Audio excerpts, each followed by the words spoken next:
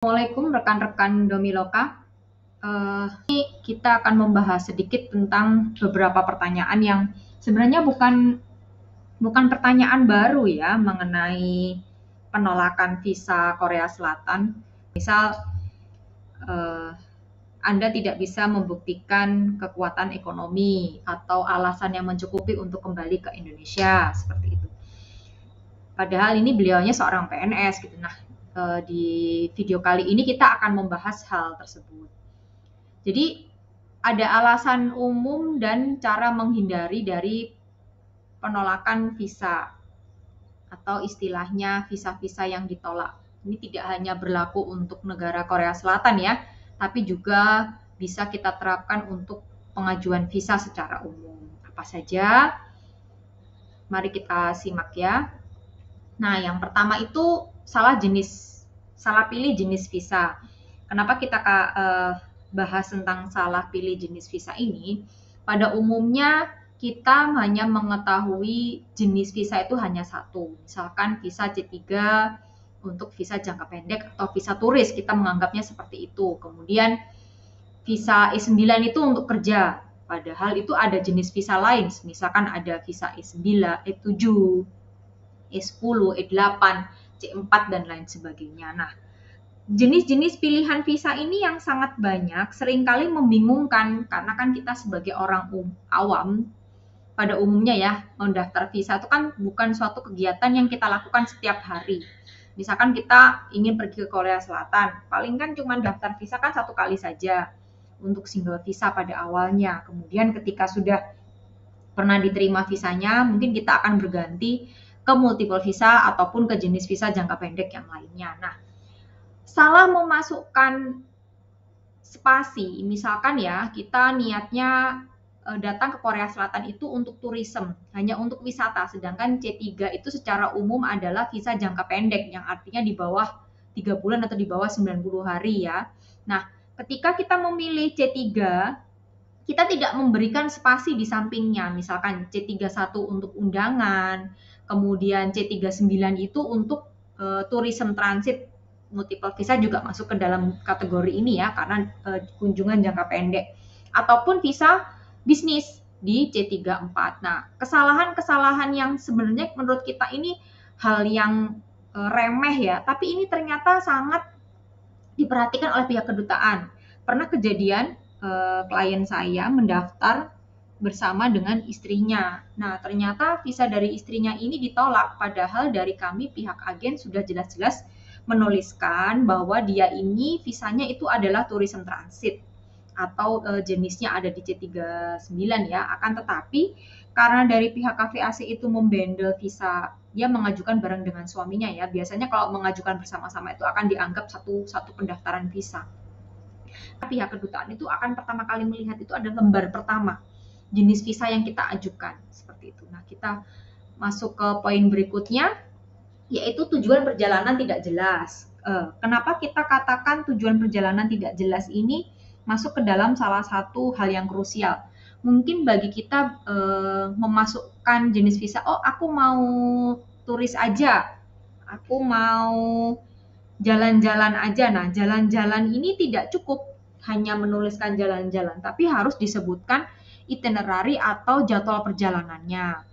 Bahkan orang yang sudah memasukkan itinerary pun atau persyaratannya sudah dimasukkan semua, masih ada kemungkinan untuk ditolak. Nah, terus bagaimana cara solusinya? Pertama, itinerary yang kita masukkan ini harus masuk akal. Yang dimaksud masuk akal adalah ketika kita menuliskan bahwa kita akan mengunjungi Korea Selatan selama 5 hari, berarti kita harus menuliskan kapan kita masuk ke Korea, hari pertama, kita tujuannya kemana, kedua, ketiga, keempat, kelima, dan kita meninggalkan Korea itu di hari apa. Nah, ini yang dimaksud dengan itinerary atau jadwal perjalanan yang runut. Kemudian yang berikutnya, ya ini hubungan yang lemah dengan sponsor atau pengundang. Beberapa dari kita berpikir jika ada orang yang di Korea Selatan, misalkan suami kita atau istri kita bekerja di sana, bahwa pendaftaran visa kita akan lebih mudah. Ternyata tidak seperti itu ya, terutama untuk teman-teman yang memiliki visa E9, itu justru akan memperbesar kemungkinan keluarganya itu dianggap akan overstay atau akan tinggal di Korea. Kenapa? Karena mereka berpikir pekerja visa E9 itu pun masih ada kemungkinan untuk overstay atau tinggal lebih dari jatah waktu yang diberikan. Nah, ketika keluarganya datang ke Korea, ini makin akan memperbesar kemungkinan tersebut. Ini bukan dari pendapat saya pribadi ya, akan tetapi ini hasil dari saya tanggung jawab dengan pihak admin KVAC sekarang, karena visa Korea Selatan itu kan selalu berubah-ubah ya untuk peraturannya sendiri. Jadi daripada kita memfokuskan pada keuangan suami atau istri yang memegang visa E9, lebih baik kita memperkuat fondasi dari orang yang akan berangkat tadi. Nah, ini akan kita bahas di slide berikutnya ya. Nah, ini salah satunya adalah bukti alasan untuk kembali tidak cukup. Kenapa? Karena kita tidak memiliki cukup keuangan. Pertama. Kemudian yang kedua, pekerjaan. Misalkan kalau kita ibu rumah tangga saja, nah ini makin memperbesar kemungkinan untuk ditolak. Nah, kalau begitu apakah ibu rumah tangga nggak boleh wisata ke Korea Selatan? Boleh-boleh saja, tidak masalah. Tetapi Anda harus memiliki alasan yang kuat untuk kembali. Misalkan di rumah itu mengurus anak, atau kalau tidak ada keluarga yang menjamin di Indonesia bahwa orang ini tidak akan tinggal di Korea. Kemudian yang poin yang berikutnya adalah dia memiliki properti.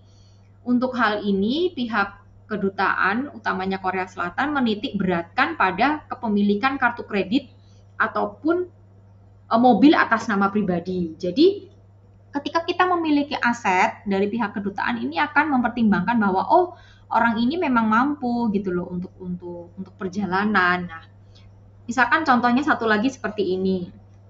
Memang visa Korea Selatan itu jangka pendek diberikan 30 hari ya untuk visa pertama dan bisa diperpanjang sampai dengan 90 hari. Akan tetapi ketika kita mendaftar, jangan langsung dituliskan 30 hari akan tinggal di Korea Selatan gitu loh.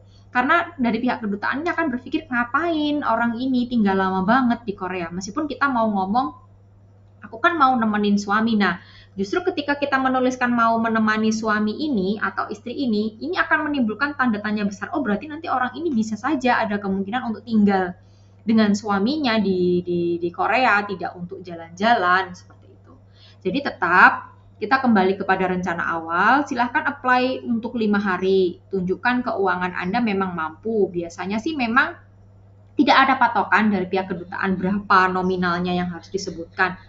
Tetapi rata-rata harian itu kita harus ada uang senilai 1 juta rupiah di dalam rekening. Jadi misalkan kita wisata 5 hari, berarti kita harus ada 5 juta, kemudian pesawat, penginapan, dan lain sebagainya ada 20 juta, dikalikan 2. Kenapa kok dikalikan 2 kali? Karena ini kita menggunakan asumsi perbankan ya. Ketika kita mengajukan kredit yang valid itu adalah pengeluaran 2 kali dari penerimaan. Artinya ketika kita mau menghutang 10 juta, berarti kita harus ada dana yang bisa membuat kita membayar itu senilai 20 sampai dengan 30 juta. Rumusnya seperti itu. Nah, kemudian catatan keuangan yang dipertanyakan. Kenapa poin ini saya sebut? Dari informasi beberapa orang-orang atau rekan-rekan saya yang bekerja di perbankan ya, bahwa saldo saja yang besar itu bukan suatu jaminan bahwa kredit ataupun pengajuan kita akan diterima. Tapi lebih ke arah catatan keuangan. Nah, misalkan contohnya seperti ini. Ada klien saya bekerja sebagai seorang notaris, kemudian mendaftar visa ke Australia. Nah, saldonya sebenarnya mencukupi ya, senilai 150 atau 200 juta begitu. Nah, tapi ada catatan dari pihak kedutaan Australia ketika memberikan penolakan. Sirkulasi dana yang masuk itu terlalu fluktuatif. Artinya masuknya itu tidak stabil, tidak terlihat adanya kestabilan keuangan. Misalkan tiba-tiba masuk dana 20 juta, kemudian tiba-tiba dana masuk 100 juta, kemudian kadang itu saldo tinggal 50.000, kadang 20.000, kemudian masuk lagi uang besar. Nah, dan ini tidak bertahan selama 3 bulan atau 6 bulan berjalan. Kadang itu memang persyaratan rekening koran ada yang sampai mau minta 6 bulan ya. Itu hanya untuk melihat konsistensi. Maksudnya melihat apakah memang benar dana masuk dan keluarnya dia itu per bulan seperti itu gitu loh. Oke, nggak apa-apa misalkan kita saldo tinggal 0 rupiah, tapi sirkulasi mutasi uang kita di dalam rekening itu cukup memperlihatkan bahwa oh memang orang ini uangnya keluar masuk memang ada sekitar segitu, ada 50 juta atau 100 juta, seperti itu ya. Jadi tidak bisa misalkan kita dibilang kita diminta untuk mengumpulkan rekening koran 3 bulan terakhir. Saldo kita menurut kita sudah cukup 50 juta dan uang itu pun tidak kita masukkan secara tiba-tiba begitu ya. Tapi ketika dilihat loh, kok 3 bulan ini cuma 3 lembar ini aja gitu loh. Ini tabungan apa, kemudian kegunaannya apa. Nah, untuk menghindari hal-hal yang kurang kurang diinginkan, lebih baik kita memberikan keterangan ini tabungan apa, seperti itu ya. Karena untuk beberapa kedutaan memang kita tidak ada waktu untuk tanya jawab atau interview ya. Jadi mereka hanya melihat sekilas dari rekening yang kita kirimkan atau data yang kita kirimkan. Nah, kemudian yang berikutnya, riwayat perjalanan yang lemah. Ini sebenarnya agak tricky juga ya. Apakah ketika kita banyak jalan-jalan kemudian visa kita akan pasti diterima? Belum tentu. Apakah ketika kita tidak pernah pergi ke luar negeri visa kita akan ditolak? Belum tentu juga. Akan tetapi bagi kita untuk orang umum yang memang tidak ada yang menjamin ataupun sponsor di Korea Selatan, akan lebih baik jika paspor kita itu sudah ada hiasannya ataupun sudah pernah melakukan perjalanan. Apakah harus daftar kepada negara yang sudah pernah ada visa atau bagaimana? Tidak. Dari kami pribadi memandangnya paling tidak dari pihak kedutaan itu melihat oh bahwa orang ini tuh memang pernah melakukan perjalanan ya, pertimbangannya tidak hanya sekedar bikin paspor kemudian nganggur nggak pernah diapa-apain. Nah, seperti itu. Ada banyak beberapa pilihan negara-negara non visa yang bisa kita kunjungi, misalkan negara-negara di ASEAN, kemudian Hong Kong, Taiwan belum bisa ya sekarang karena pandemik, harus daftar visa on arrival yang diatur oleh travel agency ya sekarang. Kemudian Jepang, e-waiver. Nah, untuk Jepang ini dari pemerintah Korea ternyata sekarang tidak merecognize ya, atau artinya tidak begitu memperdulikan. Kenapa? Karena mudahnya mendapatkan e-waiver dari Jepang dan banyak kasus ternyata pemalsuan visa Jepang untuk mendaftar ke Korea Selatan. Jadi meskipun Jepang ini termasuk ke dalam negara OECD ataupun negara berekonomi kuat, tapi ternyata mempunyai visa Jepang tidak terlalu dipertimbangkan oleh pemerintah Korea ya. Kemudian yang berikutnya kita bisa mengunjungi India, misalkan Maroko. Jadi istilahnya Turki, seperti itu ya, hanya untuk menghiasi paspor kita kalau misalkan kita mau mendaftar visa ke negara lain dan lain sebagainya. Nah, poin yang berikutnya adalah inkonsistensi informasi. Kenapa saya katakan inkonsistensi informasi? Beberapa orang merasa bahwa ketika data-data yang sudah diberikan itu lengkap, tetapi ada permasalahan dalam misalkan kartu keluarganya. Seperti ini contohnya. Seorang suami mengundang istri pergi ke Korea Selatan menggunakan visa F. Nah, ternyata meskipun mereka sudah melampirkan surat nikah, tapi ketika mereka tidak satu kakak ini tidak bisa ya, tetap harus kakaknya tuh menjadi satu. Kemudian kita mengatakan ini anak kita, meskipun kita sudah ada akte kelahiran, kemudian surat keterangan dari desa, tapi ketika kita tidak satu kakak ini juga ternyata menjadi suatu pertanyaan ya. Kenapa misalkan orang ini bekerja di sini, kemudian anaknya tinggal di sini, tapi kok kakaknya kok di sini? Nah, ini tuh menjadi pertanyaan.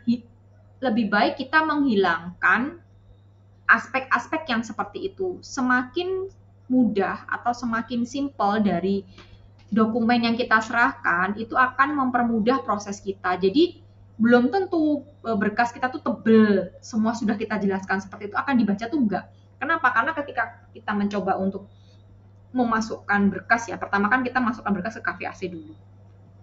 Seringkali pegawainya itu tidak membaca, jadi hanya tanya ini mana berkasnya, ini mana, padahal di situ tuh ada semua seperti itu. Jadi daripada kita nanti kerepotan kita asumsinya bahwa orangnya akan sama seperti itu semua ya. Maksudnya tidak teliti dalam membaca atau tidak mau mencari-cari. Jadi lebih baik kita membuat dokumen kita itu semudah dan sesimpel yang bisa kita lakukan. Nah, kemudian yang berikutnya kita masuk ke dalam poin apa saja yang harus dipersiapkan ya untuk mendaftar visa. Ini untuk khususnya yang di visa Korea Selatan. Pertama nih formulir aplikasi ya. Formulir aplikasi ini bisa di-download langsung di websitenya KVAC. Di situ ada jelas semua ya. Kemudian ada foto 3,5 kali 4,5 background putih. Nah, halaman biografi paspor ini maksudnya adalah halaman depan ya yang ada fotonya. Kemudian visa-visa yang pernah kita dapatkan juga harus dilampirkan di situ ya.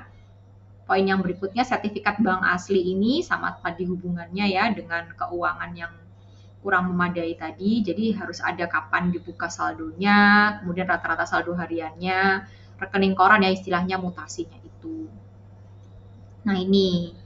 Kemudian jika kita memang karyawan itu harus ada surat keterangan kerja dari perusahaan, kemudian yang isinya tuh nama, posisinya apa, kapan dipekerjakan, gaji dan lain sebagainya. Nah, kemudian bagi kita yang wirausaha atau pemilik bisnis ini harus ada NIB atau SIUP-nya ya. Nah, karena kan bikin NIB atau OSS ini kan semuanya kan sekarang lebih mudah daripada dulu ya. Jadi proses ini saya kira bukan suatu hal yang sulit. Jika seorang itu siswa atau pelajar, tidak bisa ya hanya melampirkan kartu pelajarnya, tapi juga harus ada surat keterangan pelajar dari pihak kampus. Kemudian pajak. Nah, banyak orang yang berpikir NPWP itu tidak penting ya, dan baru membuat NPWP itu ketika ada suatu kebutuhan, misalkan untuk mendaftar visa dan lain sebagainya. Padahal untuk membuat laporan pajak itu perlu waktu. Maksudnya dia harus paling tidak menunggu dibilang waktunya laporan pajak ataupun masuk dalam 1 tahun circle. Nah ini SPT ini yang menjadi salah satu pertimbangan dari pihak tiap kedutaan ya, bagaimana SPT-nya orang ini. Kemudian yang terakhir ini surat undangan hanya bagi yang mereka diundang atau ada pengundangnya. Nah kalau untuk yang undangan ini memang harus ada dokumen-dokumen tambahan ya, misalkan dari identitas pengundang, nomor rekeningnya pengundang, maksudnya kalau memang disponsori berarti nanti dilihat dari 3 bulan rekeningnya pengundang, kemudian yang ketiga jika memang usaha berarti harus ada surat izin usahanya. Nah ini ya sama dengan yang tadi ya, surat jaminan itu tadi. Kemudian yang poin yang terakhir ini, jika kita sudah mempersiapkan semuanya, tapi ternyata visa kita masih ditolak, ya ini maksudnya kita ke dalam wallahu a'lam. Hanya kedutaan dan Allah Subhanahu wa taala yang tahu. Kenapa kita berkata seperti itu? Karena banyak sekali aspek yang dipertimbangkan oleh kedutaan dan mereka tidak menuliskan alasannya. Padahal menurut kita ya, misalkan dia memberikan 3 poin penolakan. 1, Anda tidak bisa membuktikan kekuatan ekonomi, padahal rekening kita sudah sesuai semua ya. Kemudian yang ketiga, hubungan kekeluargaan atau tidak ada yang menjamin dari pihak keluarga. Kemudian yang terakhir itu adalah tujuan perjalanan Anda tidak jelas gitu. Padahal kita sudah mencantumkan itinerary, bahkan kita pergi dalam grup tour. Maksudnya dari 10 orang itu misalkan bisa saja 4 orang ini ditolak. Kenapa? Karena yang 4 orang ini statusnya pekerja dan yang 6 yang lain ini statusnya ada pelajar gitu. Sedangkan kalau pelajar itu kan masih bisa dijamin oleh pihak kampus, yang notabene kampus itu kan lebih kuat ya secara legalitas dibandingkan dengan mungkin perusahaan yang wallahu alam apakah sudah PT ataupun masih cuma sekedar daftar ONS saja, seperti itu.